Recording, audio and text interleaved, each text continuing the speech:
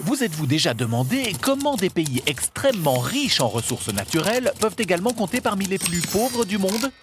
Pour le comprendre, prenons l'un des exemples les plus emblématiques, celui de la République démocratique du Congo. La RDC, de son petit nom, c'est en effet un sol qui regorge de minerais précieux, comme le cuivre, le cobalt, le diamant ou l'or, des millions d'hectares de forêt, des terres fertiles, ainsi que de l'eau à foison. Alors, comment expliquer que 3/4 de sa population vit avec moins de 2 € par jour et que plus de la moitié des Congolais et Congolaises souffrent de la faim? Ce n'est évidemment pas simple, mais l'histoire de sa dette nous apporte un élément de réponse. Cette histoire, la voilà.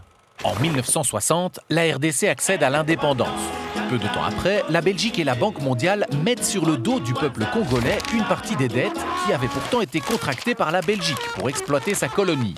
Un transfert de dette tout à fait illégal. Cette dette va bien vite exploser sous le règne de Mobutu, à qui les créanciers du Nord vont accorder des prêts sans modération.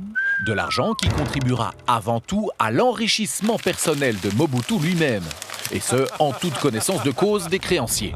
À la chute du dictateur, la dette de la RDC aura ainsi atteint l'invraisemblable somme de 13 milliards de dollars, soit 200% de son PIB de l'époque.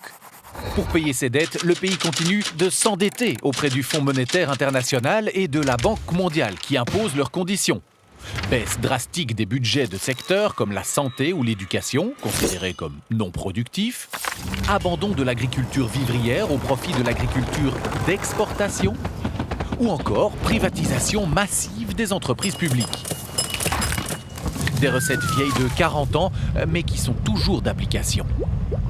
Aujourd'hui encore, la RDC dépense toujours davantage pour rembourser sa dette que pour financer le secteur de la santé. Le peuple congolais a totalement perdu le contrôle de sa souveraineté économique et alimentaire, tout en subissant le poids d'une dette meurtrière et injuste qui ne lui a pas profité. C'est QFD, comme on dit.